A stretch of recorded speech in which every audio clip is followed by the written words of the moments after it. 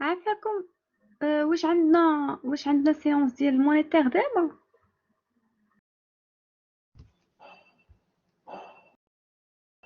ونورمالمون راه عندنا سميتو عندنا الدغوا لاخاطش في لومبلوا دو طون مكتوبه الدغوا مع ثلاثه. مي راه محلول. مي راه دايرين حتى في المونيتير داير دابا السيونس مع 3 ل4، والضغوات هي من 3 ل4 ونص. راه حاط ليا. ولكن نورمال ولكن نورمالمون حنايا في لومبلوا دو طون عندنا دابا سيونس ديال الدغوا، دونك هو اللي تعطل قبيله مع الوحده ونص. هو كان عليه يجي مع الواحد ونص. صافي يعني ناسيستيو هنايا عند الدغوا.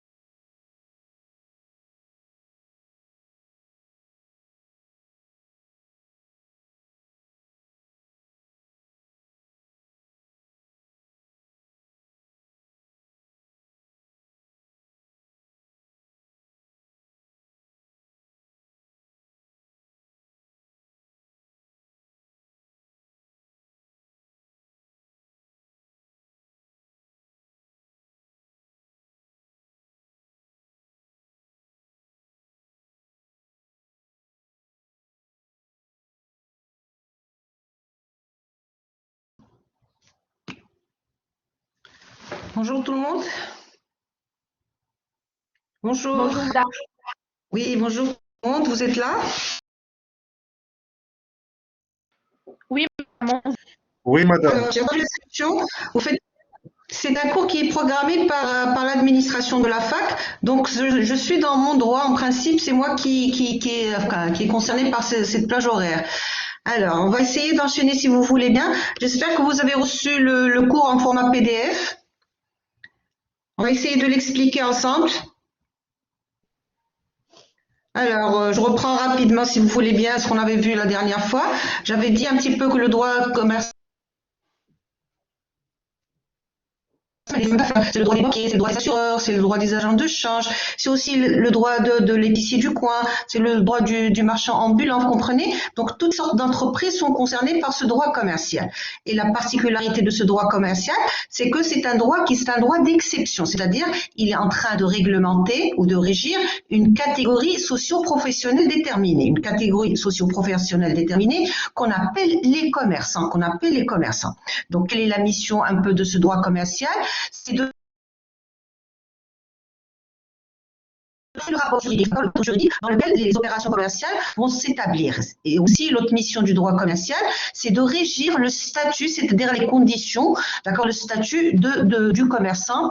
Alors, que ce commerçant, personne physique ou qu'il soit société commerciale, ils sont tous régis ou soumis aux dispositions du droit commercial. Alors, ce droit commercial, initialement, il n'y avait pas le droit commercial. Il n'y avait que le droit civil qui régissait toutes les relations entre les personnes vivant en société. Alors, avec le développement commerciale, avec l'arrivée un peu de la monnaie, avec le développement des voies de communication, avec le développement du machinisme. Je vous invite à lire ce genre de choses, de ce genre d'évolution sur Google. Il y a des enseignements extraordinaires à tirer. Moi, je n'ai pas le temps matériel de faire un peu tout un discours sur l'évolution historique de cette notion de droit commercial, mais il y a des enseignements extraordinaires. Je vous invite gentiment à essayer de prendre quelques informations sur Internet ou sur des livres, d'accord? C'est très, très, très formateur et c'est très instructif. Très bien.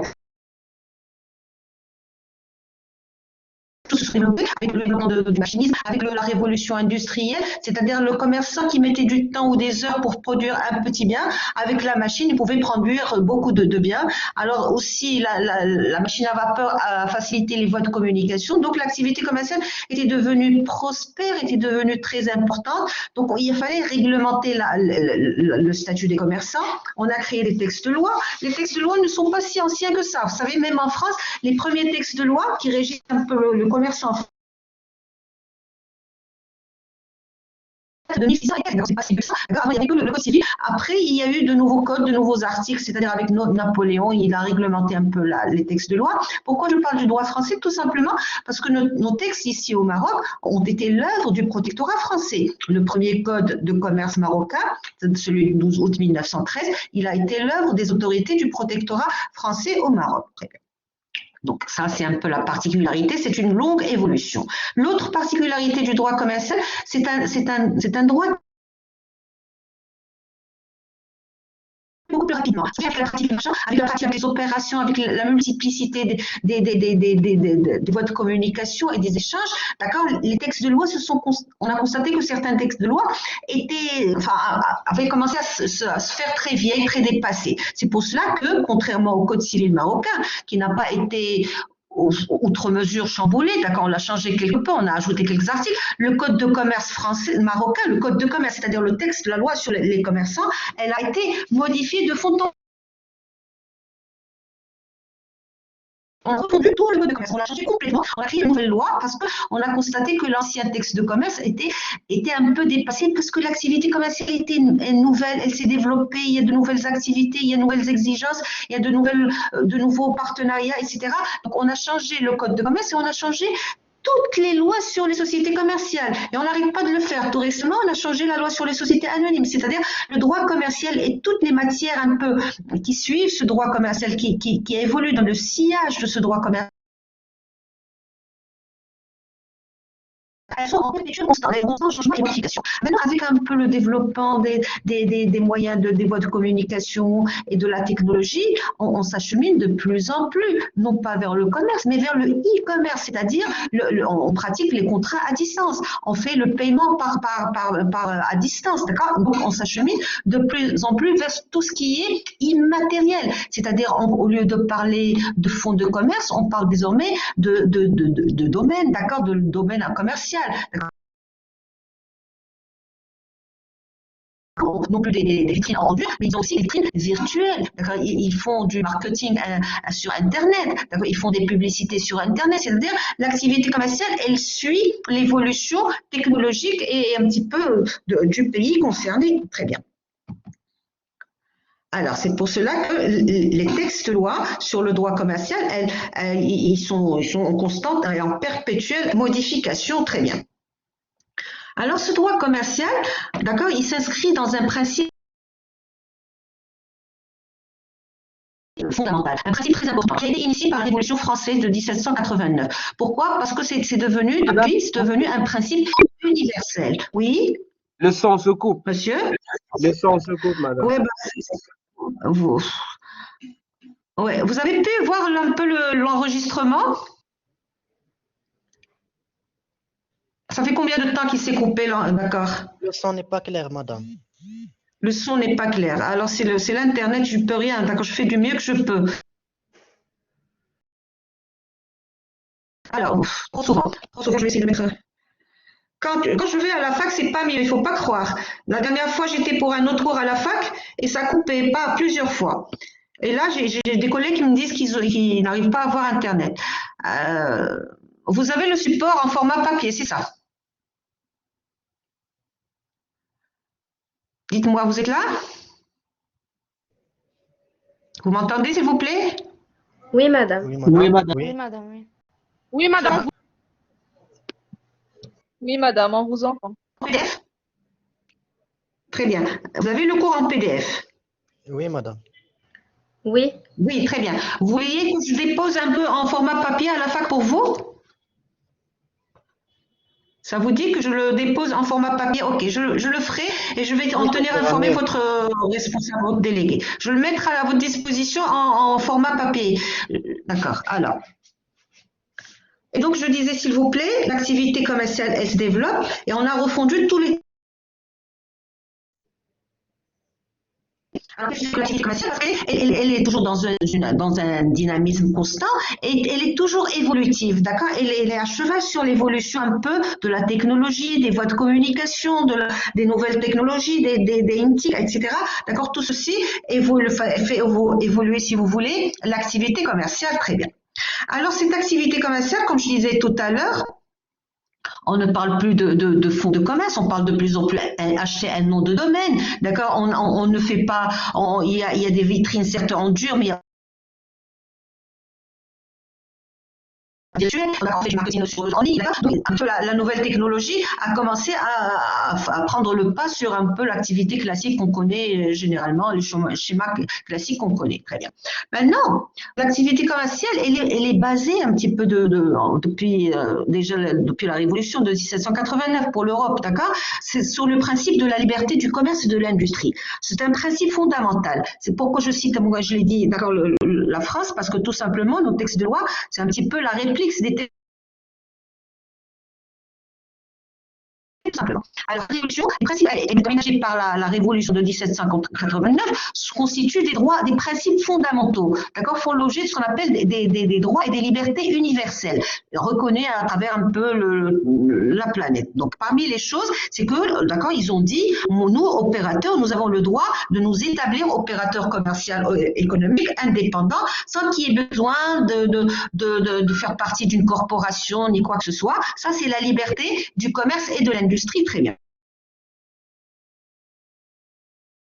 Alors, cette liberté de l'industrie, c'est un principe constitutionnel au Maroc. D'accord? Elle a été déjà reconnue par l'ancienne constitution de 92, d'accord? Et elle est reconnue aussi par la constitution de 2011, d'accord? Dans laquelle l'article 37 dit le droit de propriété et la liberté d'entreprendre, c'est-à-dire en droit marocain, on s'achemine de plus en plus vers ce qu'on appelle la liberté d'entreprendre. On est, d'accord? D'accord? C'est-à-dire on s'inscrit dans une économie libérale, d'accord? Et je vous apprends rien en disant ça, d'accord? Alors donc ici, alors quelles sont un peu cette liberté d'entreprendre? Qu'est-ce qu'elle sous-entend? Qu'est-ce qu'elle sous-entend, si vous voulez? Trois principes fondamentaux. D'accord? Elle sous-entend trois principes fondamentaux. D'abord, d'accord, nous avons le droit. Alors, ça suppose que nous avons la liberté d'accéder à la profession de commerçant. Tout à chacun qui veut s'établir commerçant peut le faire s'il le souhaite. D'accord? C'est-à-dire, moi, je veux m'établir dans l'activité de banque. Si j'ai les moyens, les conditions, bien sûr, je peux m'établir. Je peux m'établir dans l'import-export. Je peux ouvrir une épicerie du coin. Je peux le faire. C'est-à-dire, c'est la liberté du commerce. J'ai aussi la liberté et le droit d'innover. J'ai le droit d'innover, d'accord, et aussi j'ai le droit de choisir le secteur et aussi l'endroit où je veux m'établir, et aussi j'ai le droit de choisir la forme de l'entreprise que je veux établir. Je peux dire je veux m'établir comme commerçant personne physique, c'est-à-dire une petite structure, une petite unité de production ou de distribution. Je peux m'établir dans le cadre d'une société anonyme, d'accord? Ça suppose des un investissement important, d'accord? Je peux m'établir dans le cadre d'une société à responsabilité limitée. Tout ceci, ça fait partage, ça participe de cette liberté d'entreprendre. J'ai la liberté de m'établir, j'ai la liberté de choisir la structure, j'ai la liberté d'innover, d'accord? Et j'ai aussi la liberté d'utiliser tous les moyens, d'accord, qui m'appartiennent, d'accord, que j'entends, d'accord, pour attirer des clients. Je peux gérer comme le son est coupé. Oh. C'est bon? Vous m'entendez, s'il vous plaît? Vous m'entendez? Madame, on vous entend, mais le son n'est pas clair. Le son n'est pas clair. Peut-être que je dois ajouter un volume, peut-être? Non, madame. Alors, c'est mieux comme ça? Non, il y a un problème de connexion. Oui, madame, ça se... Et je n'y peux rien. On fait comme on peut. Là, la connexion, je suis en train de la tester, elle est liée. Hein. J'ai un œil, je suis en train vraiment, je joue entre les deux trucs là. J'ai la connexion en principe. Ouais. Alors, donc, bon, c'est pas très grave. S'il faut la semaine prochaine, j'irai à la fac et puis on réglera ça, parce que c'est à eux de gérer ça à la fin, hein. Alors, c'est bon? Donc ça, c'est la liberté un petit peu que j'ai aussi Madame, s'il de vous plaît, j'ai choisir une question. les moyens. Oui, bien sûr. Vous Oui, avez monsieur, dit je vous ai que vous avez dit, madame, qu'on a la liberté d'entreprendre, de créer une entreprise. Oui, Mais on trouve dans plusieurs secteurs, il y a oui, le tout à monopole. fait. Par exemple, on ne peut pas créer une entreprise qui exploite le phosphate ou une entreprise, je sais pas quoi. D'accord, non, je vais y arriver, je vais y arriver. Ne vous en faites pas. Je vais y arriver. Je vais y arriver parce que à l'avantage, c'est ça. En principe, ce sont des principes, d'accord? Le détail, il va y arriver. Il y a des situations dans lesquelles le législateur intervient, soit par interdire l'activité, soit par des besoins de monopole. Parce que c'est un problème de santé publique ou d'ordre public, vous comprenez? C'est pour cela que, d'accord, cette liberté, c'est une liberté, comme toute liberté, une liberté ne peut pas être totale. D'ailleurs, on dit trop de liberté tue la liberté, vous comprenez? Ça, ce sont les principes, et sur le terrain de la réalité, c'est autre chose, d'accord? Je vais y arriver, ne vous en faites pas, mais c'est très bien, monsieur, d'accord? C'est très, très bien. Alors ça, c'est le principe, d'accord? Maintenant, quand sur le parler des restrictions, un petit peu des interdictions, on ne peut pas s'établir opérateur privé. Très bien. Vous êtes là? Vous êtes avec moi, monsieur? Oui, madame. Très, très bien, je vous remercie. Alors, donc ici, l'autre principe, c'est un petit peu, j'ai le droit un peu d'utiliser tous les moyens pour attirer la clientèle. D'accord, c'est la troisième principe, c'est la liberté de la concurrence. Vous savez, toute liberté d'entreprendre, d'accord, elle est doublée d'une liberté de concurrence. C'est-à-dire, la loi me permet en toute légalité, en toute légitimité, de chercher à prendre quelque part de marché à mon concurrent, c'est-à-dire de prendre des clients. C'est ça la compétition. La concurrence, c'est une compétition entre les acteurs agissant sur un marché pertinent. C'est-à-dire, chacun parmi eux cherche à se tailler un peu la part du lion dans la clientèle. Chacun cherche à se faire ramener la clientèle, parce que la clientèle, elle n'appartient pas aux commerçants. La clientèle appartient au marché. La clientèle appartient au marché, et la clientèle ira chez qui? Chez le commerçant qui a su très bien, mais qui a su aussi la préserver et la maintenir et réaliser. Donc ici, on a toute liberté d'entreprendre, d'accord, suppose une libre concurrence, c'est-à-dire les commerçants ont toute légitimité, le droit de se faire concurrence les uns les autres, c'est-à-dire chacun va devoir être plus performant, d'accord, donc proposer de meilleurs produits, de meilleure qualité, avec un meilleur service après-vente, pour peu qu'ils puissent avoir d'autres parts de marché. Donc ici, quand il y a la liberté de la concurrence, il y a quoi? Il y a la compétition, c'est-à-dire ils sont dans une rivalité constante, et quand ils sont dans une rivalité constante, ils doivent, pour se démarquer, ils doivent investir dans de nouvelles machines, investir dans de nouvelles technologies, investir dans des équipes de recherche, d'accord? C'est ça un peu ce qui va dynamiser l'activité économique d'un pays, parce que, je ne vous apprends rien non plus, c'est l'investissement qui constitue le moteur de développement de toute activité économique dans un... Non, d'accord, la loi a instauré ce qu'on appelle une liberté de la concurrence, c'est-à-dire tous les moyens sont bons pour se faire attirer. Eh oui, Jeunette Perrier, je veux bien, d'accord, si vous pouvez ouvrir les amphis, mon Dieu, et organiser les choses avec des petits groupes, etc., d'accord, c'est pas mort d'homme, hein. Ça va, on est en train de dépasser la catastrophe. Ouais. Et donc, je disais, s'il vous plaît, c'est des choses très intéressantes. Je suis désolée.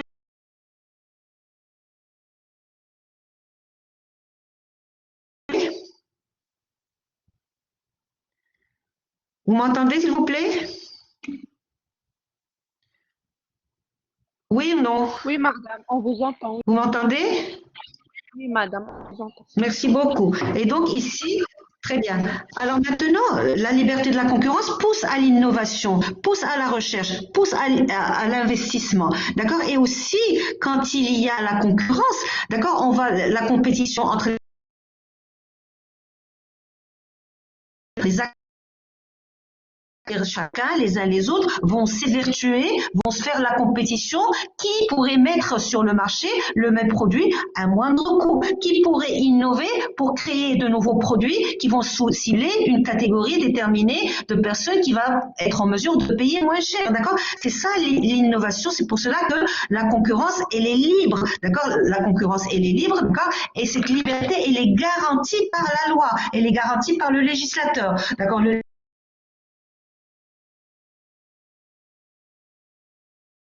La concurrence. Non, le législateur va vous sanctionner si vous empêchez le libre jeu de la concurrence, c'est-à-dire si vous commettez ce qu'on appelle une pratique anticoncurrentielle, c'est-à-dire un comportement qui va empêcher le libre jeu de la concurrence sur un marché pertinent. Vous comprenez? Je ne vous apprends pas, c'est pour cela que je vous dis, le droit et l'économie, ce sont des frères, des frères et des sœurs.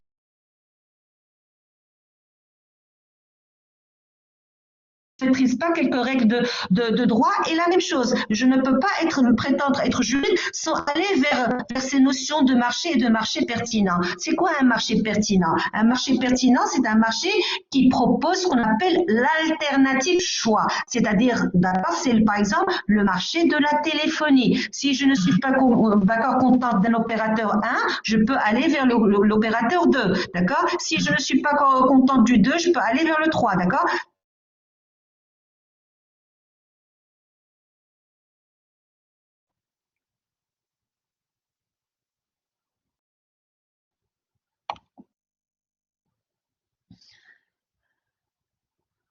Je suis désolée, vraiment.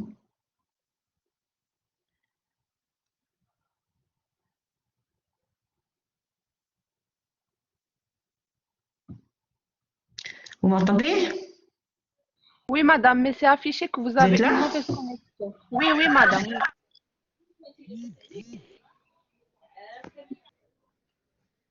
J'ai la connexion que j'ai, vous savez.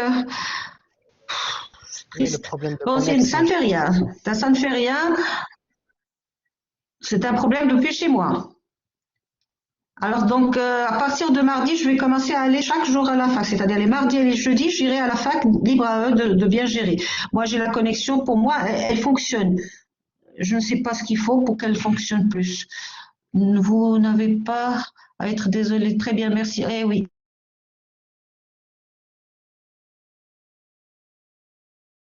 Alors, et donc ici, cette liberté de la concurrence, elle est assise par le législateur. C'est le législateur qui l'a instaurée. Il ne va pas vous sanctionner parce que vous faites la concurrence, vous cherchez à prendre quelque part de marché à un concurrent, ou parce que vous cherchez à créer de nouveaux produits ou de meilleurs produits. Non, au contraire, il va vous sanctionner si vous empêchez le libre jeu de la concurrence en pratiquant ce qu'on appelle, d'accord, en ayant des pratiques anticoncurrentielles. Vous allez me dire,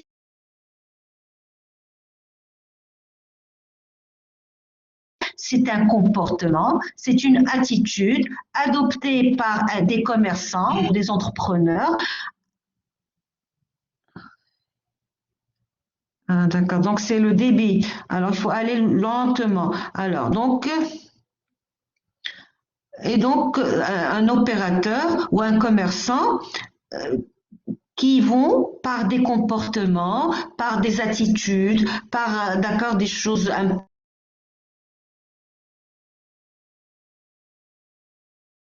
vont pouvoir empêcher le libre jeu de la concurrence, d'accord? Par exemple, en adoptant une variété, d'accord, l'une des variétés des pratiques anticoncurrentielles, par exemple, en ayant des ententes illicites, c'est-à-dire les opérateurs qui en principe sont concurrents, les opérateurs qui en principe gardent secrètes certaines stratégies et des politiques commerciales les concernant, vont essayer de se concerter ensemble, vont essayer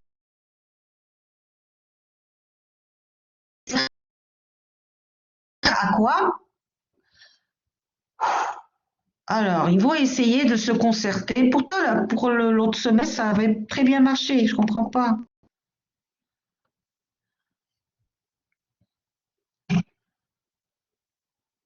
Non, on entend. Vous entendez? Rien? Madame, oui, vous entendez? Oui, madame.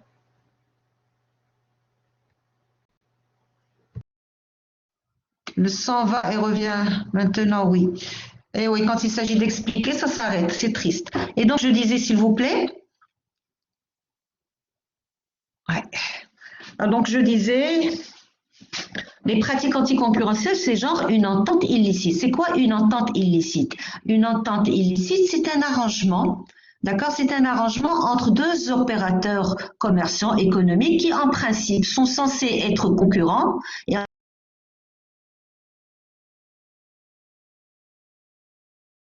Et ces opérateurs entre eux, ces opérateurs, une trêve. Ils vont déposer les armes. Ils ne vont plus être en compétition. Ils vont dire, moi, je vais garder mes prix et vous allez garder vos prix.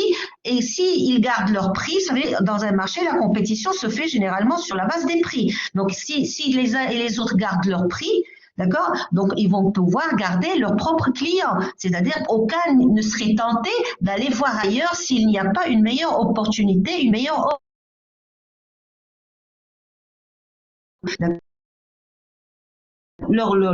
Leur part de marché. Et en faisant cela, d'accord, qu'est-ce qu'ils ne vont plus sentir le besoin, d'accord, ils n'auront plus besoin de sentir le besoin d'innover. Parce que qu'est-ce qui crée un peu le déclic chez le commerçant qui le pousse, d'accord, à innover, c'est justement la menace de l'autre. L'autre, il est en train de le menacer. Peut-être va-t-il mettre sur le marché un meilleur produit. Peut-être va-t-il mettre sur le marché un produit au moindre coût. C'est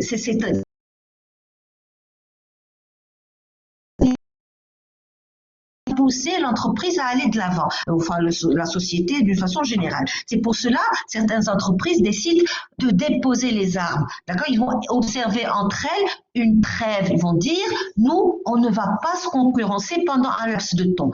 On va déposer les armes de manière, moi, je garde mes prix et vous aussi, vous allez garder vos prix. Est-ce qu'ils ont le droit de faire ça? Non, ils n'ont pas le droit de faire ça. D'accord? Ici, on appelle ça une entente.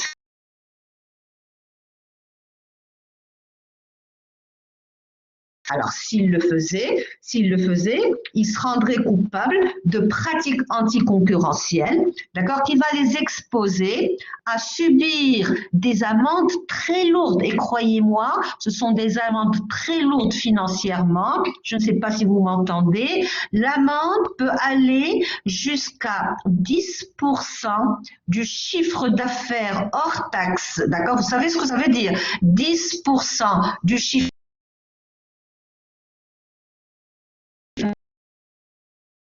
L'entreprise est une multinationale, 10% du chiffre d'affaires à l'international. Comprenez? C'est une sanction très lourde et très très grave. Ça, c'est ce qu'on appelle les ententes illicites, c'est-à-dire des opérateurs, des acteurs économiques qui, en principe, sont à l'affût, sont en compétition, sont en guerre pour aller au-devant de la clientèle. Ils vont se concerter, soit pour ne pas se faire concurrence,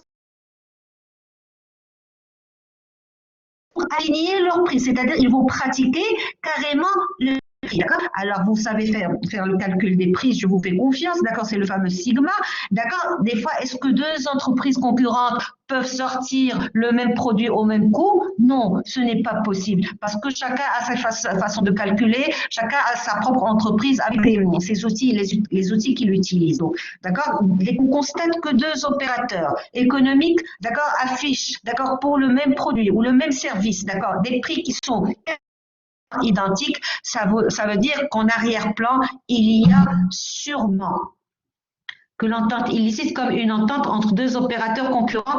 Dites, d'accord, exactement, ce sont deux opérateurs concurrents qui vont décider de déposer les armes en un moment. Pendant un moment, ils disent, d'accord, c'est pas la peine, on va pas se faire concurrence, tu gardes tes prix, je garde les miens, pendant un temps, ça va nous permettre de souffler, on n'aura pas besoin d'innover, on n'aura pas besoin d'investir, d'accord, on n'aura pas besoin, d'accord, ils vont déposer les armes, d'accord, pendant une très entre eux. Non, mais attendez, je vais y arriver. D'accord? Alors, donc, on ne peut pas, sauf le prix ne peut pas être les mêmes partout, sauf quand c'est la loi. C'est l'État, pardon, c'est l'État qui fixe les prix. D'accord? Les prix, d'accord, généralement, c'est pas à 100% égaux les prix, d'accord? D'accord? Il y a toujours une petite différence, d'accord? Peut-être s'ils adoptent le même prix sur le lait, bah, ils vont changer le prix pour l'autre lait UHT.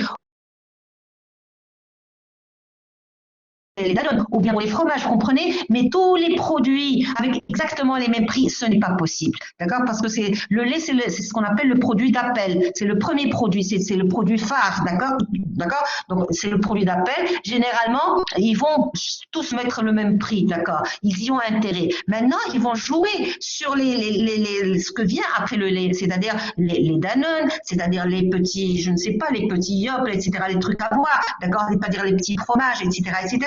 Donc ça c'est possible, très bien. Mais aussi, la loi peut fixer le prix. L'État peut lui-même dire, d'accord, fixe le prix, d'accord, on ne peut pas vendre, d'accord, ce prix, il coûte tant, d'accord. Généralement, c'est pour le pain, vous savez, le prix de la baguette, il est réglementé par l'État. C'est l'État qui a réglementé le prix de la baguette. Alors, donc ici, ça, c'est ce qu'on appelle les ententes illicites. D'accord? Les ententes illicites sont interdites. Et si on arrive à prouver l'existence d'une entente illicite, mais la sanction, elle est anéantissante. C'est 10%.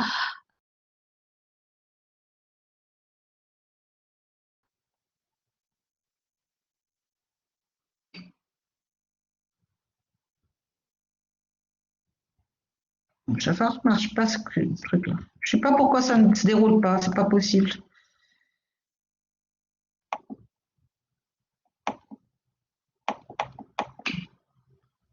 Alors.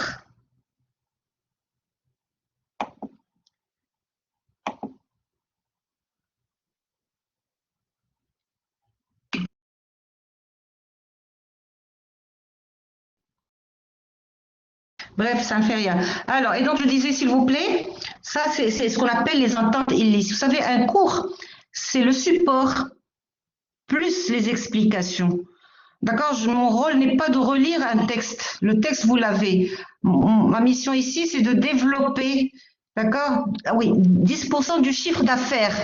D'accord? Alors, le chiffre d'affaires brut, c'est-à-dire pas net, c'est-à-dire le chiffre d'affaires, d'accord, brut, d'accord, sans les impôts, sans...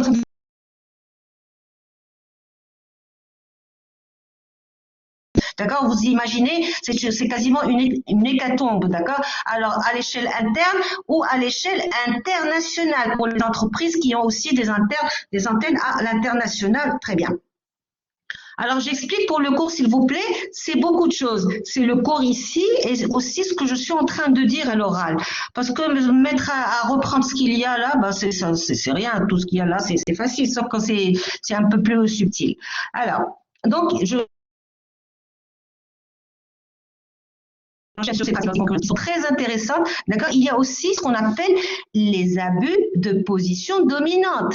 D'accord? C'est quoi une entreprise, d'accord, qui va pratiquer l'abus de position dominante? C'est une entreprise qui a ce qu'on appelle l'avancée technologique. C'est une entreprise qui a l'avancée technologique par rapport à ses concurrents. C'est le cas de Microsoft, d'accord? C'est-à-dire le moteur d'exploitation Windows, d'accord? Généralement, il s'arrange pour que ce moteur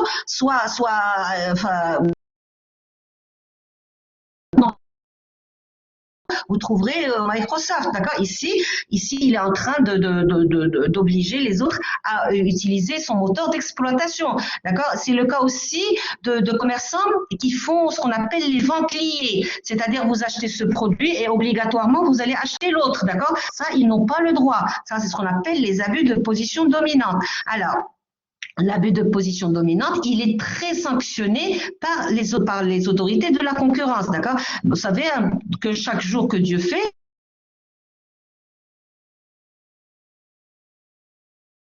enfin la Banque centrale européenne, et chaque jour que Dieu fait, d'accord, il est en train de pratiquer son abus de position dominante, parce que c'est un marché, comme on dit, win-win, d'accord, les États gagnent de l'argent parce qu'ils perçoivent des amendes, et les banques centrales aussi, et aussi Microsoft, il est en train de faire un argent, mais quelque chose de colossal, à telle enseigne qu'il est quasiment parmi les 5 premières grosses fortunes à l'échelle planétaire. Alors, donc ici, c'est les autorités de la concurrence. À côté de cela, il y a les ententes illicites, l'abus de position dominante, et il y a ce qu'on appelle le dumping. Le dumping, c'est quoi? C'est le fait pour un commerçant de vendre ses produits ou ses services, d'accord, à perte. C'est ce qu'on appelle le dumping. Le dumping, c'est casser le marché. C'est-à-dire, d'accord, au-delà de toute concurrence, au-delà de toute compétition, c'est un opérateur sur lui, bien accumuler des pertes à vendre ce produit, d'accord, à son produit à perte, quasiment à perte. Pourquoi? D'accord? Pourquoi? Quelle est l'intention de cet opérateur? C'est de casser tous les autres, c'est-à-dire il va vendre à perte, mais aucun des autres compétiteurs ne pourra lui résister, d'accord? Ne pourra lui résister, et donc il va pouvoir les éliminer les uns après les autres. C'est le cas d'une huile de table qui était venue s'implanter au Maroc il y a quelques années, les huiles Afia, d'accord? Les huiles Afia avaient pratiqué cette pratique de ils étaient venus, d'accord, comme des prédateurs pour casser des huiles de table marocains. D'accord, ils avaient proposé une huile de table qui défie toute compétition. Par 2 fois, les opérateurs nationaux avaient dû revoir à la baisse le prix, d'accord, mais ils n'arrivaient pas à tenir la route. D'accord, il fallait des actions en justice, etc., pour que l'opérateur reprend un peu ses esprits et quitte le royaume où il est si peu représenté. Très bien. Alors, donc ici, c'est un opérateur qui est venu à l'image d'un prédateur, d'accord, c'est-à-dire éliminer toute compétition, et en éliminant les compétiteurs, qu'est-ce qu'il va avoir? Il va avoir quoi? Il va se retrouver seul ou quasiment seul, et quand vous vous retrouvez seul, vous êtes en situation de quoi? Vous êtes en situation de monopole ou de quasi-monopole. En situation de monopole ou de quasi-monopole. Et quand vous êtes en situation de monopole ou de quasi-monopole, c'est vous qui allez tenir le marché. C'est vous qui allez tenir le marché. Et quand vous tenez le marché, vous allez pouvoir pratiquer le prix que vous voulez. D'accord? Vous allez pouvoir pratiquer le prix que vous voulez. Vous m'entendez, s'il vous plaît? Vous êtes là? Oui, madame. Oui, madame. Madame, C'est mieux maintenant? Très bien. Donc ici, oui, monsieur. l'écran n'est pas clair. Il y a un problème de connexion, je pense. C'est pas grave, vous avez sur le cours. Ouais, écoutez, déjà, si j'arrive à parler, c'est déjà très bien, mais je vous promets, à partir de mardi, je vais aller à la fac. Ils n'ont qu'à assumer, d'accord? Comme ça, s'il y a des problèmes, d'accord? Alors, zoomer. Comment je vais zoomer? Attendez, je vais zoomer davantage. Madame, C'est l'écran bon? est clair déjà. C'est bon maintenant? D'accord, je n'aime pas me lire. Oui, madame, l'écran est très clair. Comme ça, je vais un peu ailleurs. Très, très bien. Alors, ça ne correspond pas à ce que je suis en train de dire, hein. Et donc, je disais, cette partie, je tiens à la faire parce que c'est très important.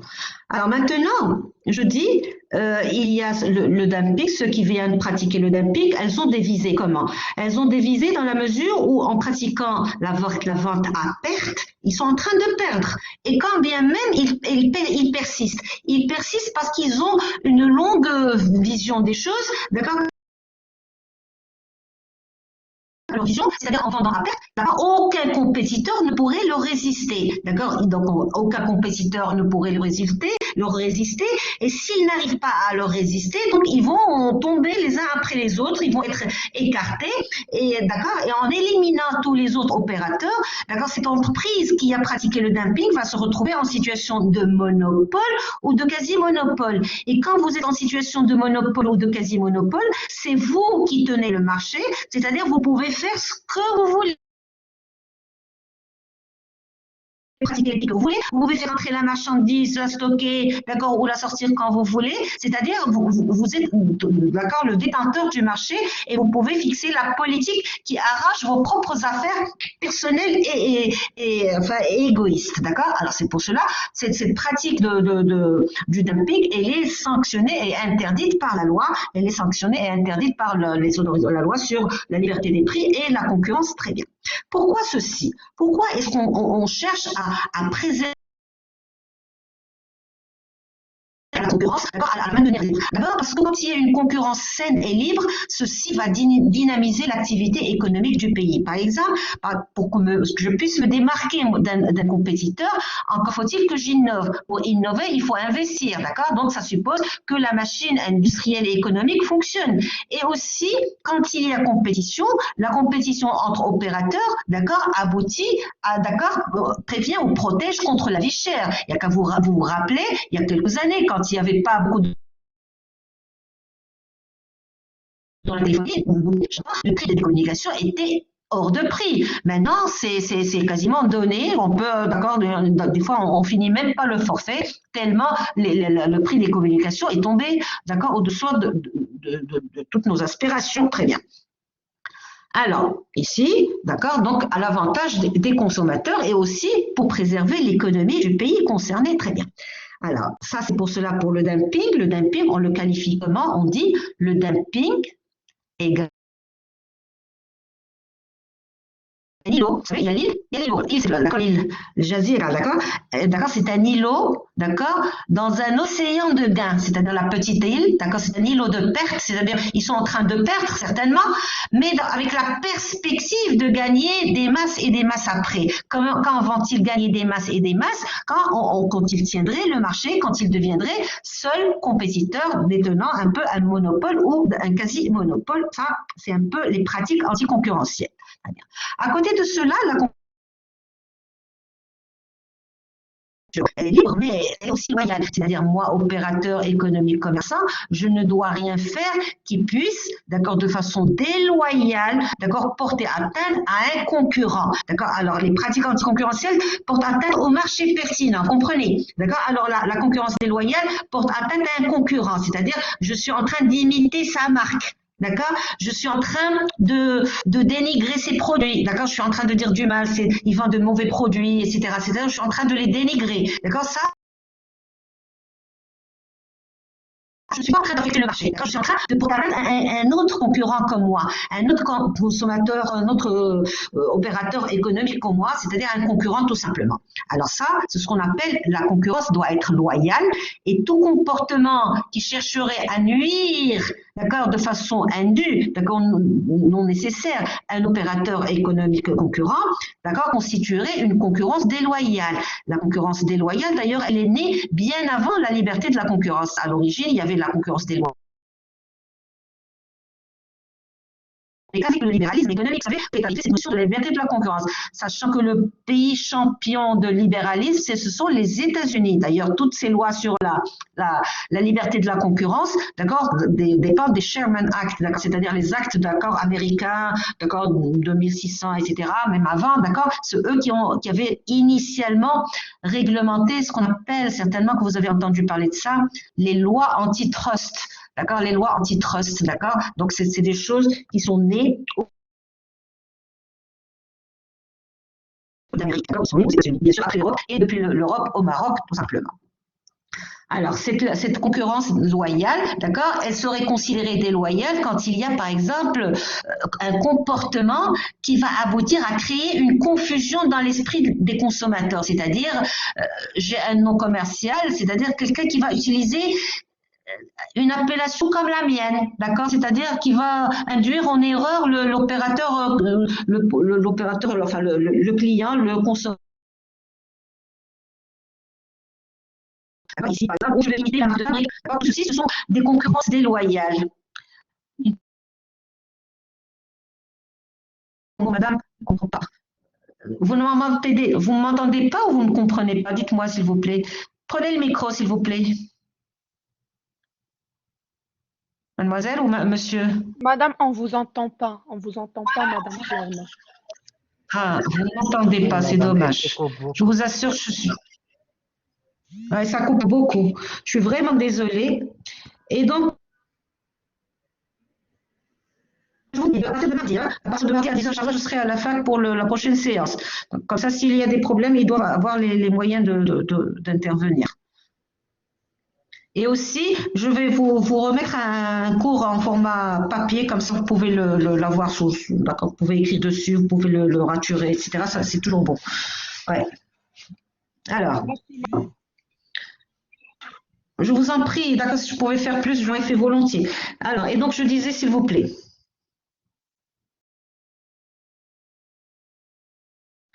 Alors, donc je disais, s'il vous plaît, la concurrence déloyale, c'est un peu l'imitation, d'accord? C'est aussi ce qu'on appelle le dénigrement. Je suis en train de dénigrer vos produits, d'accord? Je suis en train de dire du mal de votre produit. Vous savez, il y a un domaine dans lequel il y a le dénigrement de façon un peu subtile. C'est ce qu'on appelle la publicité comparative. La publicité comparative, vous savez que pendant longtemps, très longtemps, la publicité comparative était interdite, d'accord?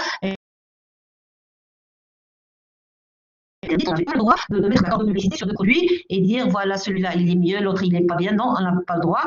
Maintenant, elle est acceptée, mais elle doit être basée uniquement sur le prix, d'accord, tout simplement. Et le prix doit être exact, c'est-à-dire vous devriez afficher le prix de X et le prix de Y, tout ceci en France. Très bien. Alors ici, on n'a pas le droit de dénigrer, on n'a pas le droit de créer un peu la confusion, imiter, d'accord. Par exemple, il est arrivé un moment où on doit au Maroc.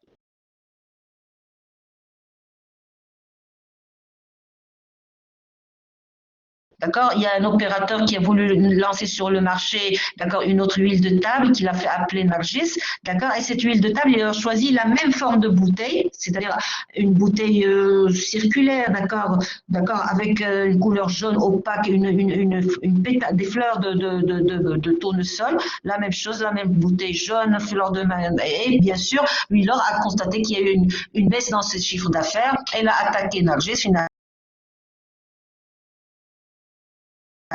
arrêter d'utiliser cette forme de présentation, d'accord? C'est pour cela, c'est des choses qui sont protégées par la loi parce que ce sont des signes de ralliement de clientèle. Cet opérateur Willows, à travers quoi il est reconnu par ses clients, il est reconnu par la forme de la bouteille jaune, opaque, avec une étiquette qui comporte une pétale de fleurs de tournesol, d'accord? Lui, il a fait la même chose, donc il n'avait pas le droit et les juges avaient donné raison à cet opérateur. Oui, finalement, l'huile de table Nargis n'est plus d'ailleurs sur le marché, d'accord, elle a disparu tout bonnement et simplement. Alors, donc ça, c'est un peu de loin le panorama dans lequel s'exerce l'activité commerciale. Alors là, l'intérêt justement de cette liberté d'entreprendre aussi, mis à part la concurrence et la liberté de la concurrence et la loyauté de la concurrence, c'est que la liberté d'entreprendre me permet, moi, opérateur économique, commerçant, entrepreneur, cette liberté d'entreprendre me de choisir la structure dans laquelle je veux m'établir, c'est-à-dire je peux dire je vais ouvrir une épicerie, c'est-à-dire un petit commerce individuel qui va appartenir à une personne physique. Je peux m'établir dans le cadre d'une société à responsabilité limitée à associé unique. Je peux m'établir dans le cadre d'une société anonyme, d'accord? Donc ici, c'est l'entièreté de la liberté du choix de la structure. Et ce choix de la structure, c'est un choix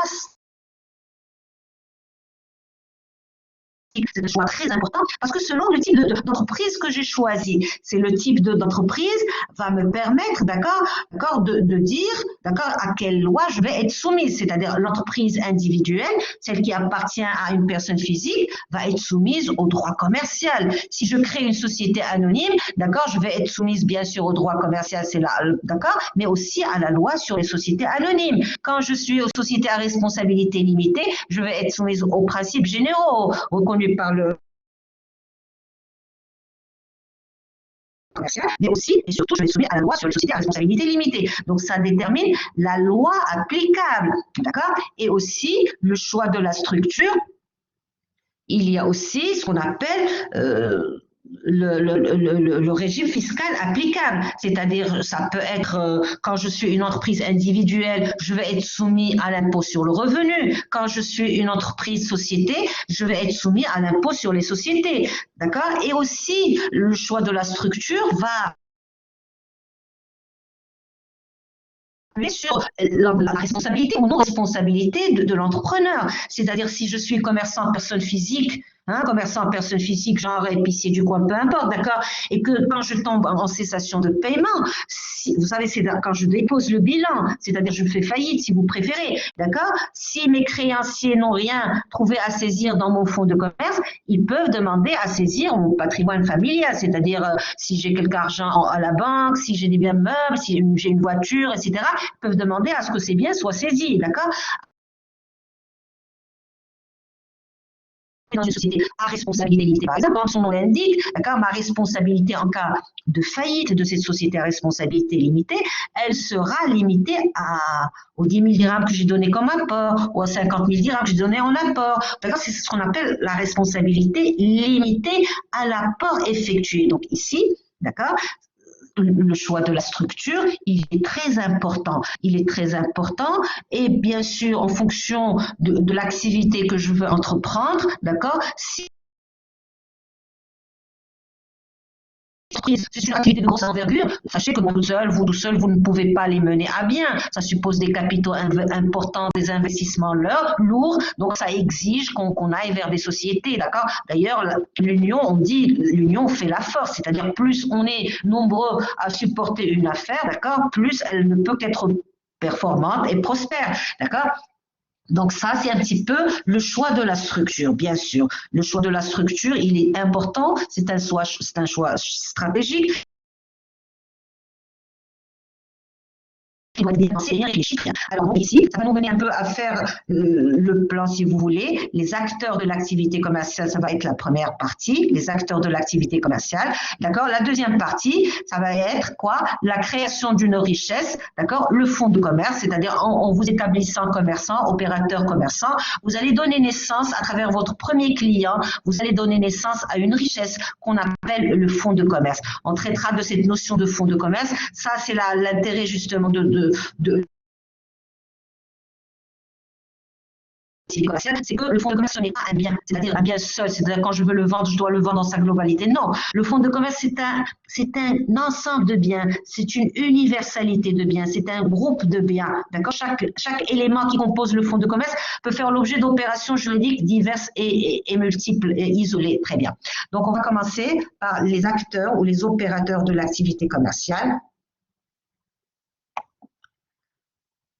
Voilà, les acteurs de l'activité commerciale, ça c'est la ligne.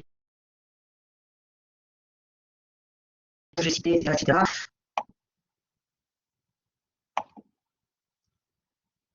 Bien sûr, vous savez, je l'ai dit, donc en principe, en droit marocain, on opte pour ce qu'on appelle le principe de la liberté du commerce et de l'industrie.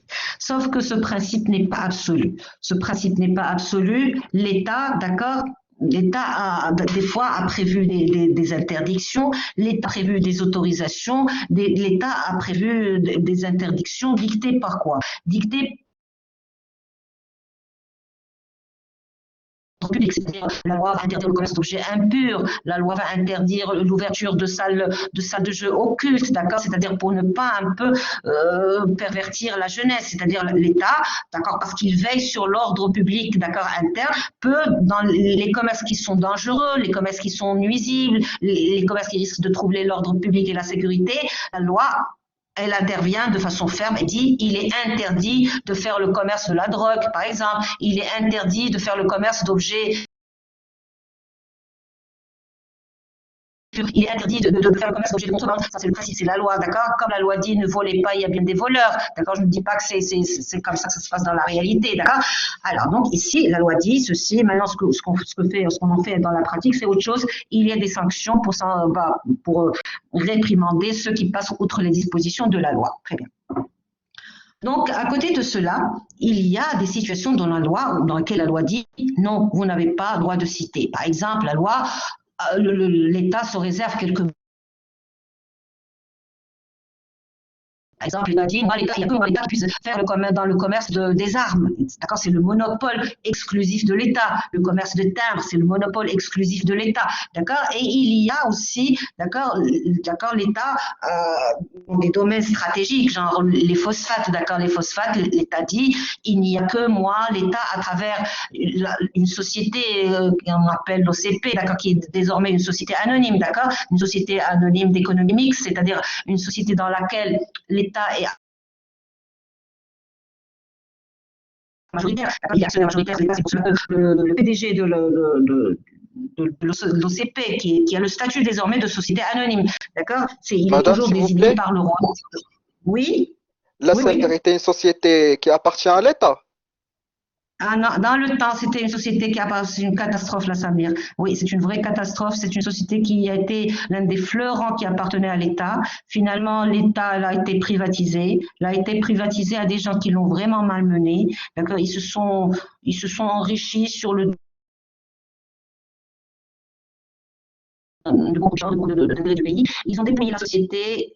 Et ils sont partis quelques-uns, d'autres sont en train d'être jugés, et je ne sais pas où ça va mener. Maintenant, ils sont en train de voir dans quelle mesure ne pas la renationaliser. Je crois que ça serait une bonne chose, parce que ça a été Samir, c'est une société qui appartenait à l'État. On comprend parce qu'elle est d'une importance stratégique colossale.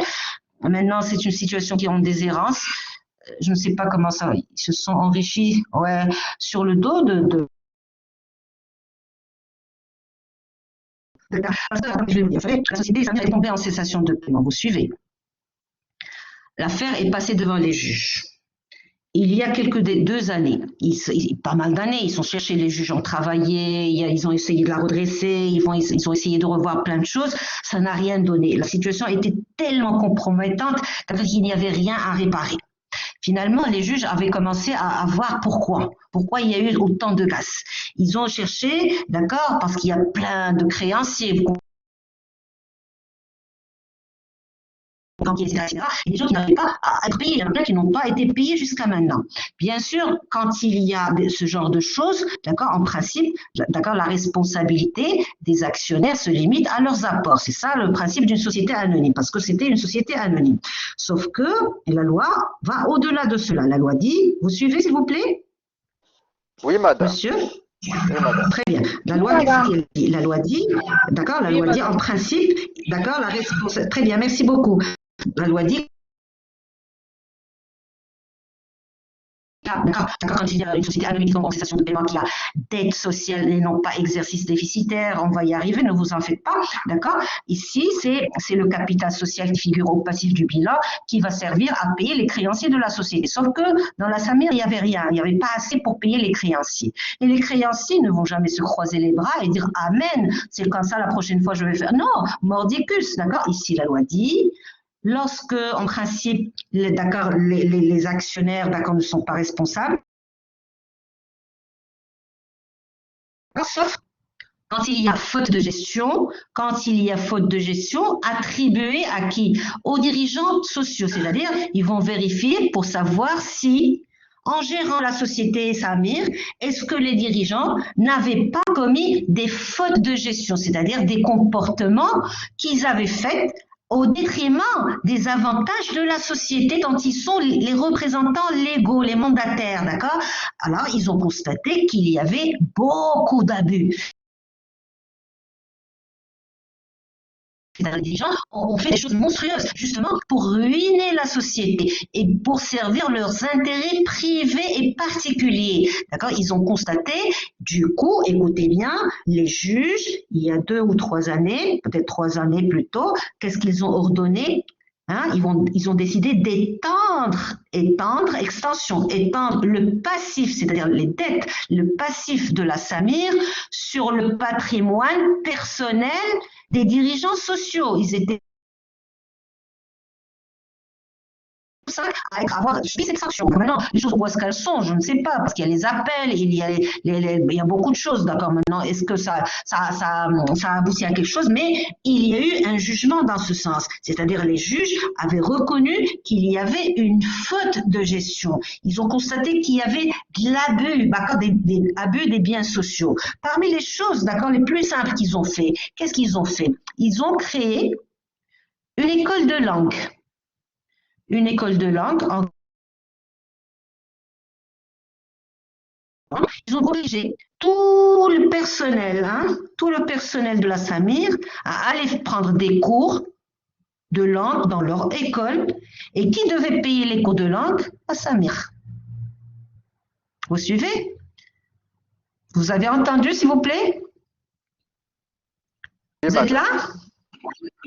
Donc Oui, ça, madame. ils ont constaté qu'il y avait quoi? Il y avait abus de biens sociaux. C'est-à-dire, ils ont créé l'école. Ils ont obligé, d'accord, à payer les cours, d'accord, payer les cours, alors qu'ils n'étaient pas besoin, ils étaient de façon un peu machiavélique, d'accord, ils ont affecté le patrimoine de la société, très bien. Maintenant, où en sont les choses, je ne sais pas exactement, je n'ai plus suivi, d'accord, il n'y a pas d'information, il faut être dans les bureaux d'avocats, d'accord. Alors, donc, mais d'accord, les juges avaient décrété ce qu'on Madame, appelle le l'extension législateur, du passif donc ils social. doivent, madame, Oui, on ils doit doivent créer payer par pour ça, exemple en une loi qui principe. interdit l'État à faire des privatisations, surtout dans les secteurs qui sont très importants, comme Oui. l'OCP. Pourquoi interdire l'État? Heureusement qu'il y a l'État, monsieur. Vous savez, c'est très important, l'État. S'il y avait Mais que parce que, d'accord, que parce que des plaisantins. les autres entrepreneurs, son but, c'est gagner un bénéfice, c'est dégager le bénéfice. C'est pas, par exemple, Même surtout, l'État, madame, dans les aussi, secteurs. il a le droit de. Oui, madame. L'État aussi, c'est un opérateur économique comme les autres. L'État aussi cherche du bénéfice. C'est bien pour l'État, c'est des secteurs qui font des recettes dans les caisses de l'État, c'est très très important, vous comprenez? Ça permet de payer les fonctionnaires, ça permet je ne sais pas, de construire des routes, de faire des forages en haute mer pour voir s'il y a des minerais, ça permet d'acheter des arbres, ça permet de former des gens, d'accord? C'est important que l'État ait de l'argent. Et c'est formidable qu'il puisse intervenir comme investisseur. Là, Oui, madame. Mais la privatisation, elle a c'est pas des une effets nationalisation, hein. négatifs plus que les effets positifs. Voilà, c'était ça le but. Vous trouvez? Oui. Non, non, ça a libéré l'entreprise. Non, ça permet la création d'entreprises, c'est-à-dire l'opérateur privé a le droit de citer c'est-à-dire il y a des actionnaires dans pas mal de secteurs d'activité. Il y a l'État, mais il y a d'autres partenaires. Bien sûr, l'État est toujours l'actionnaire majoritaire, d'accord, mais il y a d'autres.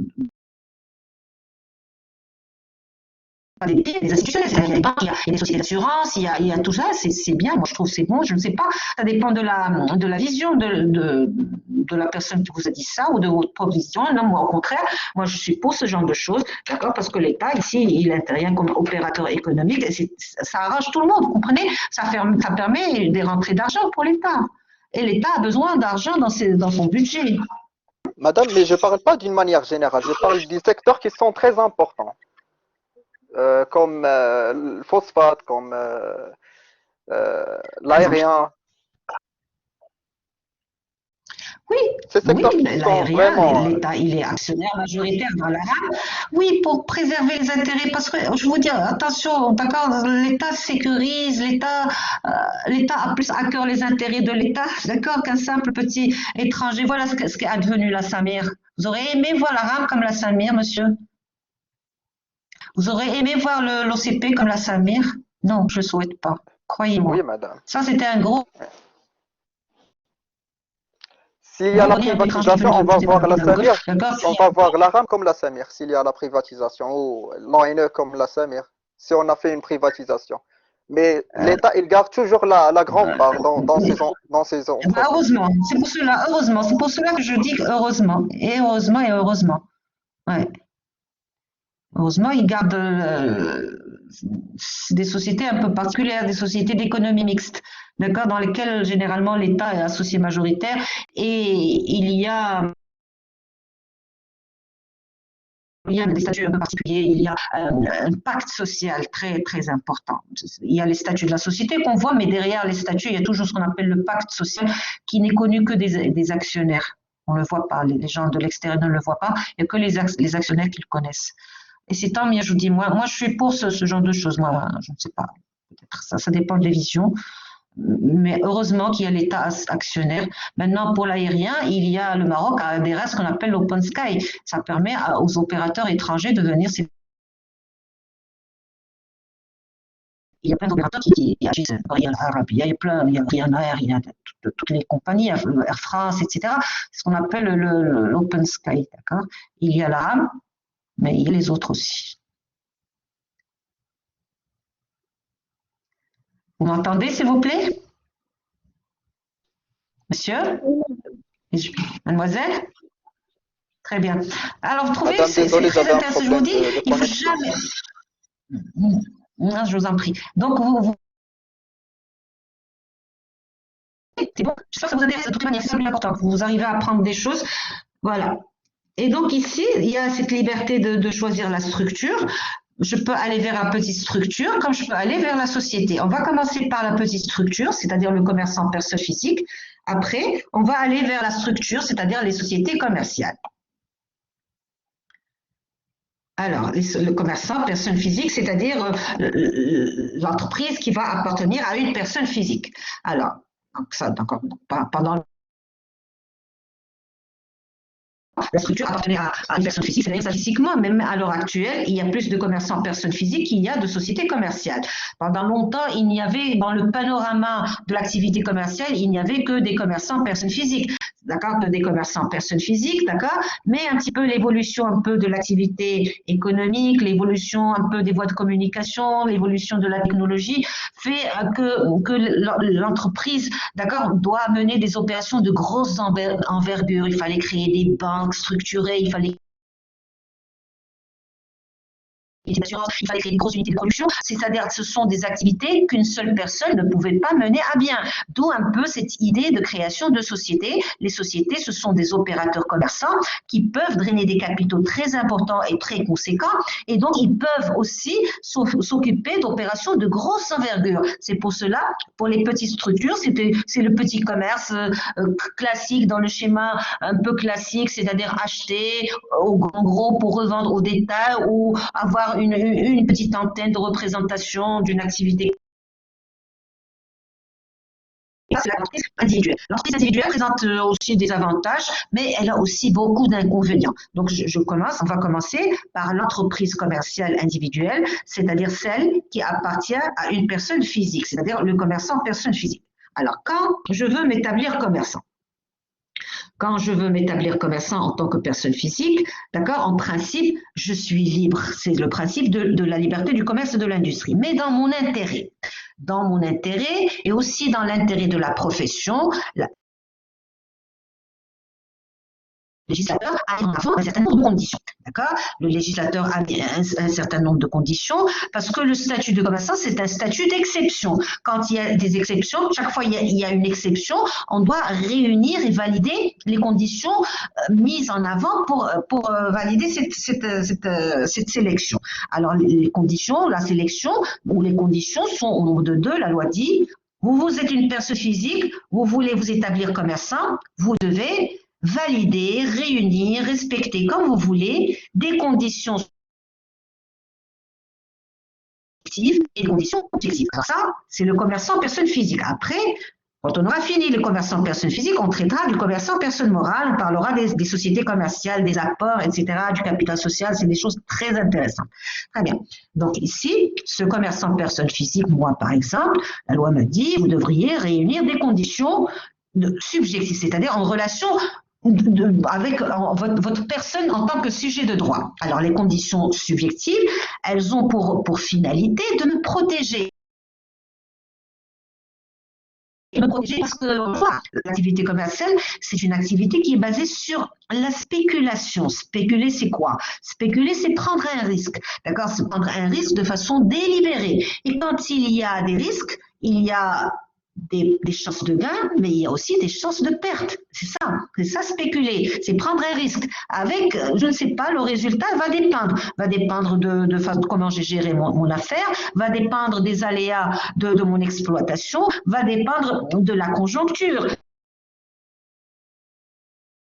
International, éventuellement parce que nous vivons actuellement. Donc, il y a beaucoup de paramètres et beaucoup d'aléas. Donc, c'est pour cela que l'activité commerciale, c'est une activité, qu'on le veuille ou non, c'est une activité un peu risquée. Elle est risquée, c'est pour cela que pour protéger certaines personnes qui n'ont pas les mêmes armes pour batailler, d'accord, n'ont pas les mêmes outils pour batailler à armes égales avec d'autres personnes, la loi a dit, attention, quand même, les mineurs, moi, la loi, je leur dis, vous ne pouvez pas vous établir commerçant, c'est-à-dire, et considérer étant mineur en droit marocain, la personne qui n'a pas 18 ans grégorien révolu, qui n'a pas 18 ans grégorien, c'est-à-dire selon le calendrier de l'ère chrétienne 2000 et quelques. D'accord? Alors, donc grégorien, tant que vous n'avez pas, en principe, vous n'avez pas le droit de vous établir commerçant. Sauf que certaines personnes, certains mineurs peuvent être affranchis de cette minorité, par leur tuteur. C'est ce qu'on appelle l'émancipation. L'émancipation, c'est qu'un mineur peut être par le juge et émancipé d'abord par le juge dès l'âge de 16 ans. C'est-à-dire c'est un dossier qui se plaide devant le juge. C'est-à-dire vous devriez donner des preuves, des signes probants de maturité. Peut-être vous lui avez donné à gérer une affaire qu'il a réussi et dire voilà mon enfant mineur de 16 ans, je demande à ce qu'il soit libéré de son statut de mineur, qu'il accepte, qu'il devienne de façon anticipée majeur. D'accord? Qu'il devienne de façon anticipée majeur. D'accord? Ici, c'est possible. Et le mineur anticipé, émancipé, pardon, a le droit de s'établir commerçant, très bien. C'est-à-dire commerçant. Non, pendant longtemps, la femme mariée, hein, pas la femme tout court, la femme mariée, d'accord, dans l'ancien code de commerce, la loi lui dit, vous, la femme mariée, vous ne pouvez pas vous établir commerçant, sauf si vous avez obtenu par écrit l'autorisation de votre mari. D'accord, mais ça faisait créer des problèmes, etc., etc. Finalement, le nouveau texte de loi, le nouveau code de commerce, d'accord, il a fait sauter cet article et désormais la femme mariée peut s'établir commerçant sans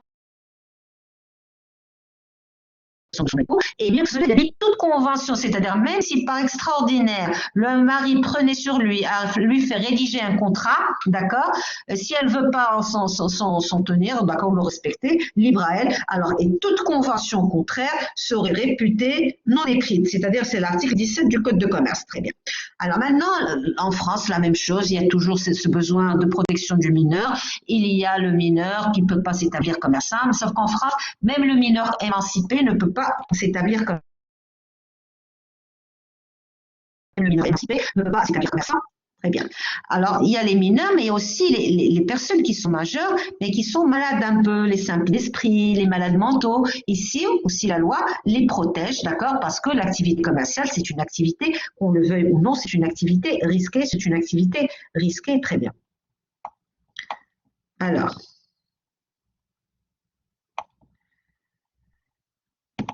vous suivez, s'il vous plaît?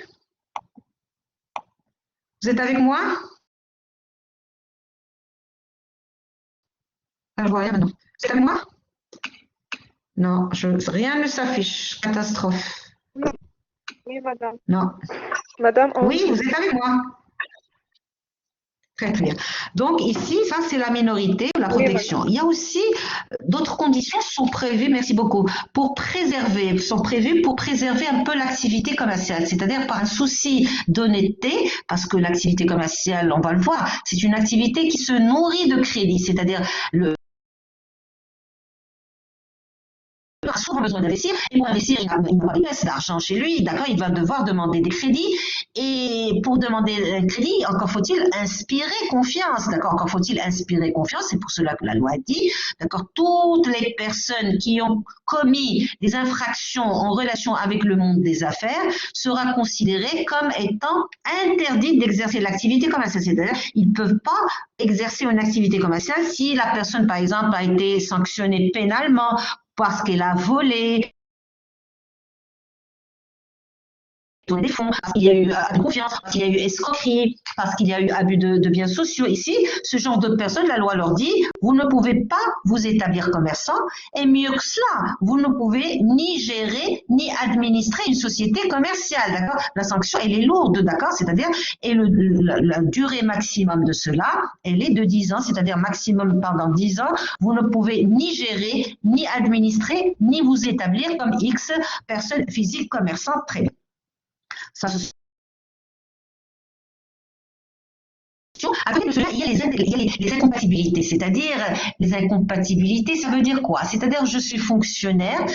Par définition, le fonctionnaire, c'est quelqu'un, c'est un personnage qui a davantage tourné vers à servir l'intérêt général. Il est à but altruiste, il veut servir l'intérêt général, la société, etc., etc.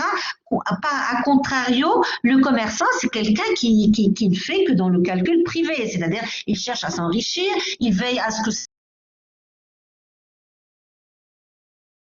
protégé. Donc ce n'est pas tellement le même état d'esprit. C'est pour cela la loi dit on ne peut pas être à la fois, et commerçant et juge ou et fonctionnaire ou et enseignant, c'est-à-dire moi, enseignante universitaire, je ne peux pas, en étant Madame Benoutsour, professeur de droit commercial à la fac, ouvrir par exemple à l'épicier du coin, je n'ai pas le droit, d'accord, parce qu'il y a incompatibilité, Maintenant, si je tiens à exercer mon activité commerciale, Madame, j'ai le droit d'être un associé, mais moindre la moitié. Voilà, Au moins créer une société. Voilà, tout à fait. Très bien, monsieur. Je suis très contente, vous suivez le cours.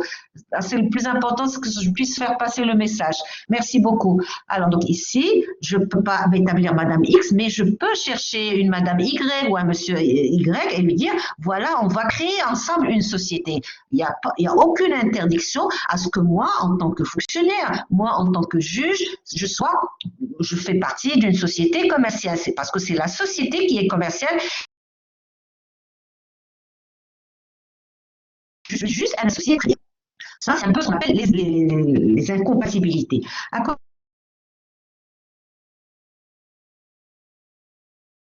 Je suppose qu'elle a eu un statut précis, elle a eu un statut précis et qu'elle a perdu, pour une raison déterminée, elle a perdu ce statut, ce qu'on appelle la déchéance. C'est-à-dire ici, j'ai été commerçant, et en exerçant mon activité commerciale, peut-être je n'ai pas bien su gérer l'entreprise. Il y a eu une mauvaise conjoncture, j'étais tombée malade, etc., mais quelle que soit la cause, je suis tombée en cessation de paiement. C'est-à-dire, d'accord, je suis tombée en cessation de paiement, et en tombant en cessation de paiement, et après avoir déposé le bilan, je n'ai pas pu payer tous mes créanciers, d'accord? Je suis restée encore débiteur, d'accord? Mes créanciers, d'accord, n'ont rien pu saisir, ni dans les éléments qui composent mon fonds de commerce, ni dans mon patrimoine personnel. Donc ici, je suis un peu douteux, toujours douteux, d'accord? Je suis déchu. Et je vais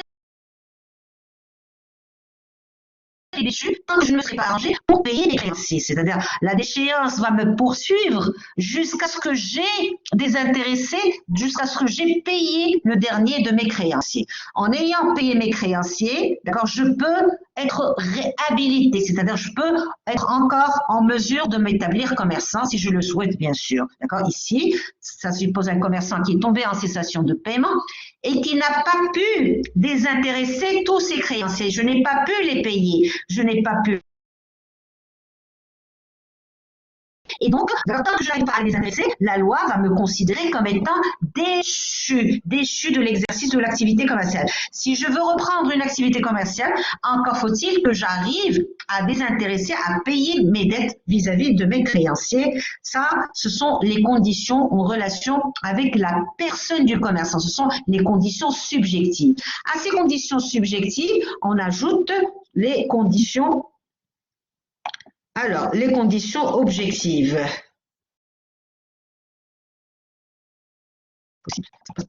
Vous m'entendez, s'il vous plaît? Vous êtes là? Oui, madame. Très bien. Alors, à ces conditions subjectives, il y a les conditions objectives.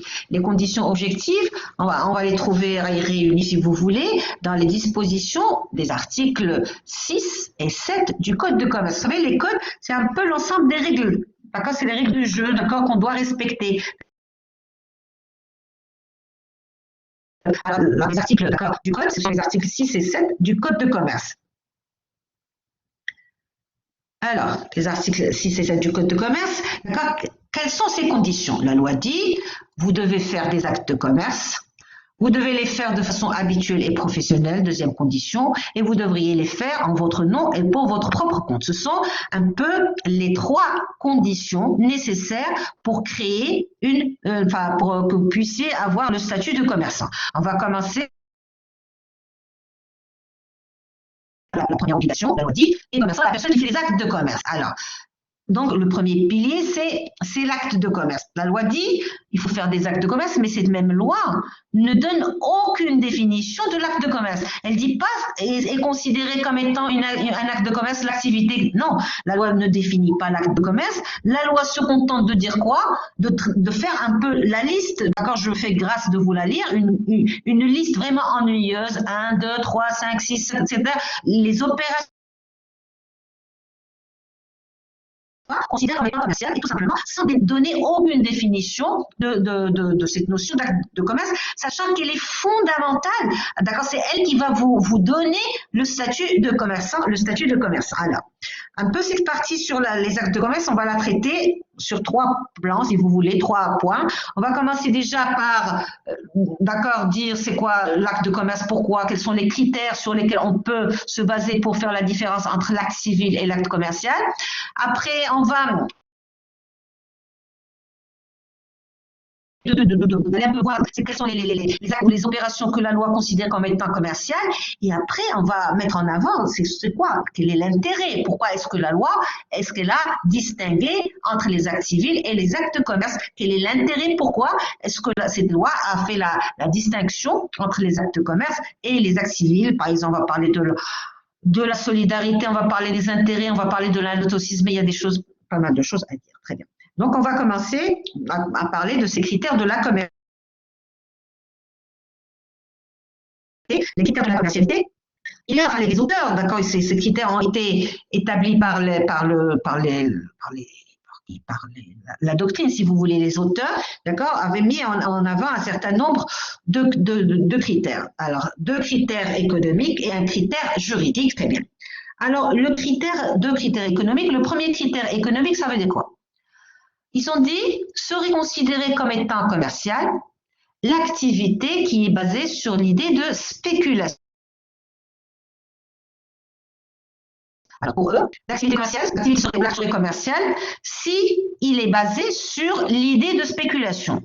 Pour eux, c'est quoi spéculer? Spéculer, c'est s'attendre à une contrepartie financière. Alors, à votre avis, est-ce que ils ont dit, ouais, le commerçant, en exerçant son activité commerciale, il cherche à s'enrichir à travers l'exercice de son activité commerciale. À votre avis, est-ce qu'il n'y a que l'activité commerciale à travers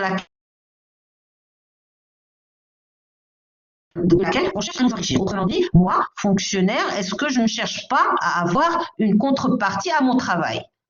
Si, moi aussi, je cherche à avoir mon contrepartie à mon travail. Moi aussi, j'aspire à ce qu'on fasse augmenter mon salaire, vous comprenez? Donc ici, d'accord, ici, c'est un critère qui n'a pas bien tenu parce que toute personne qui fait des activités, d'accord, il aspire à s'enrichir, il aspire, d'accord, à avoir une contrepartie de son activité commerciale.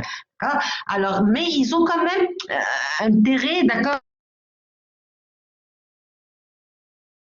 sur un aspect. L'activité commerciale, elle est une activité spéculative, elle est lucrative, c'est-à-dire le commerçant, l'activité commerciale, elle est basée sur l'argent. Ce qui compte, c'est le rendu, d'accord, et elle est étrangère à toute notion d'acte gratuit, c'est-à-dire le commerçant ne fait jamais d'acte gratuit. Même quand il est en train de vous dire à l'achat de 2 articles, le 3e est gratuit, il n'est pas si gratuit que cela. Il n'est pas si gratuit que cela, il est juste en train de faire une opération de marketing.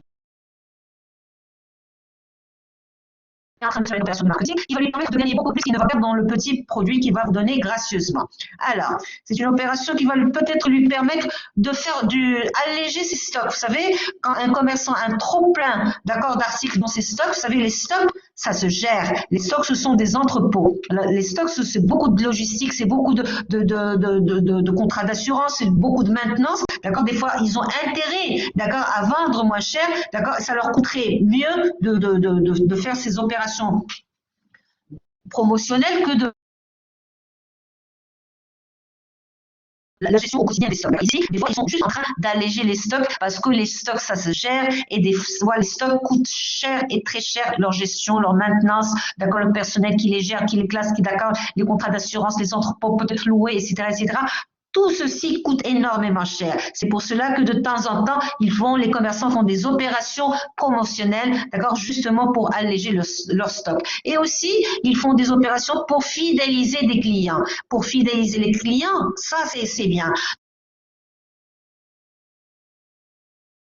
Aussi, d'accord, ils sont en train de créer des besoins, d'accord, ou de susciter, si vous voulez, c'est beaucoup plus pernicieux, c'est-à-dire quand on vous donne un 3e paquet gratuit, vous allez être amené je sais pas, à cuisiner davantage, d'accord, à gaspiller un peu plus. Vous comprenez, ils sont en train de susciter, de créer le besoin, d'accord, à vous habituer à un certain confort, d'accord, et la prochaine fois, vous avez tellement apprécié 3 paquets au lieu de 2, vous allez tout faire pour acheter 3 paquets au lieu de 2. Vous suivez, s'il vous plaît? Vous êtes là? Oui, madame. Oui, madame, oui. C'est dommage. Vous faites aussi un peu le marketing, beaucoup de marketing, je suppose. Vous dormez là? Non, madame. Bien. Alors, bon, c'est parti, ça ne fait rien, on va zoomer davantage. Alors, donc ça, c'est un peu l'acte de commerce qui est un acte, d'accord, de spéculation. L'autre critère économique, c'est qu'ils ont dit, serait considéré comme acte de commerce un acte de circulation, c'est-à-dire on va considérer que l'acte est un acte commercial lorsqu'il intervient dans le circuit économique, d'accord? Vous connaissez le circuit économique, c'est-à-dire un bien, tant qu'il est chez l'agriculteur ou le producteur, tant qu'il est chez le producteur, est-ce qu'il est dans le circuit économique? Non, il n'est pas dans le circuit économique. Le producteur l'a vendu, c'est à ce moment-là qu'il va introduire le circuit économique. Alors, il va être acheté, il va être transporté, il va être, d'accord, peut-être transformé, d'accord, etc., etc. Et il va être placé dans un supermarché ou dans une boutique. Et une fois qu'il aura été acheté par la ménagère ou le père de famille ou peu importe, d'accord, le consommateur d'une façon générale, d'accord, le bien sera sorti d'accord, le bien, j'ai trouvé cela un peu difficile à comprendre en raison de l'interruption fréquente. J'essaie de comprendre. L'enregistrement. Bon, merci beaucoup pour votre patience et vos efforts. Je vous remercie. D'accord. Alors, donc, je vais vous libérer. Merci beaucoup. Je sais qu'il y a un autre cours qui suit. Donc, mardi, Inch'Allah, je vais afficher le contact et on se revoit. D'accord, mardi, c'est bon? Merci beaucoup. J'espère que ça ira mieux la prochaine fois. Merci à vous, madame. Merci beaucoup, madame. Merci. À mardi, Inch'Allah. Au revoir.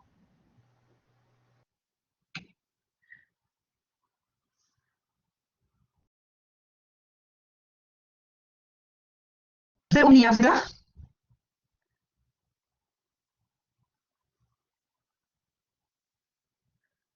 Bien, parfait. Merci beaucoup.